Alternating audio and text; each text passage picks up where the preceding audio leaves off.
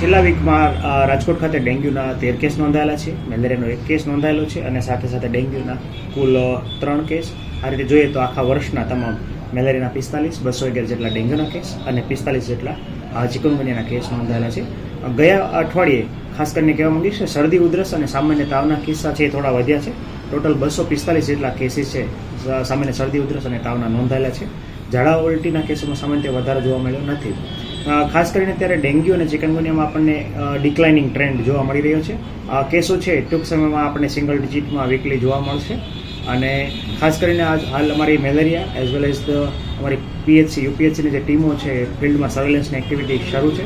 ઇન્ટ્રાડોમેસ્ટિક અને પેરાડોમેસ્ટિકની કામગીરી થઈ રહી છે. લાર્વાનાશકની જે કામગીરી છે એ પણ થઈ રહી છે, જેના કારણે આપણને ડેન્ગ્યુના કેસોમાં એઝ વેલ એઝ ચિકનગુનિયાના કેસોમાં ઘટાડો જોવા મળ્યો છે.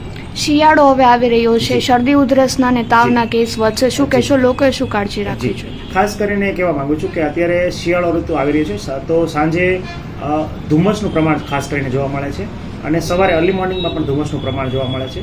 તો આવા કિસ્સામાં શરદી ઉધરસના કેસીસ છે, ડબલ ઋતુને કારણે શરદી ઉધરસના કેસીસ છે એમાં વધવાની સંભાવના જોવા મળી રહી છે. આ ઉપરાંત વાતાવરણમાં હ્યુમિડિટીનું પ્રમાણ પણ ઘણું વધારે જોવા મળે છે અને પોલ્યુટન્ટ્સ પણ છે એ શિયાળામાં સેડિમેન્ટ થતા હોય છે, એટલે કે જે પોલ્યુટન્ટ્સ પાર્ટિકલ્સ છે એ પણ શ્વાસમાં લેવાને કારણે શ્વાસની બીમારીના રોગોની પણ વધવાની શક્યતા રહેલી છે. ખાસ કરીને જે લોકોને દમ, અસ્થમા કે શ્વાસની કોઈ પણ બીમારી હોય એમણે ખાસ કરીને પ્રિકોશન સ્વરૂપે માસ્ક પહેરી રાખવું જોઈએ. રોગચાળો અટકાવવા માટે મહાનગરપાલિકા દ્વારા કયા પગલાં લેવામાં આવી રહ્યા છે? ખાસ કરીને રોગચાળો અટકાવવા માટે આપણે પાણીનું ક્લોરિનેશન છે એ કરવામાં આવે છે, જેનાથી આપણે પાણીજન્ય રોગો અટકાવી શકીએ છીએ. અત્યારે વર્ષા ઋતુમાં સુપર ક્લોરિનેશન થતું ને ત્યારે આપણે ક્લોરિન છે એનો એસ્ટિમેટ છે પિરિયોડિકલી રેગ્યુલરલી એન્ડ પોઈન્ટ ઉપરના જે પાણીના જે નળ હોય ત્યાંથી પાણીનું સેમ્પલ લઈને ક્લોરિન ટેસ્ટિંગ કરવામાં આવે છે. આ ઉપરાંત અમારી મેલેરિયાની ટીમ છે એના 290 જેટલો સ્ટાફ છે એ ઘરે ઘરે જઈને ફિલ્ડ સર્વેલન્સની એક્ટિવિટી કરે છે, પોરાનાશક કામગીરી કરે છે, ઇન્ટ્રાડોમેસ્ટિક અને પેરાડોમેસ્ટિક કામગીરી પણ કરે છે.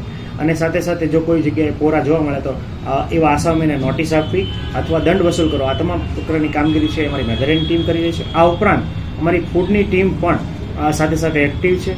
ભેળસેળને કારણે કોઈ પણ ફૂડ પોઈઝનિંગના કેસો ન નોંધાય એના માટે સતર્ક છે.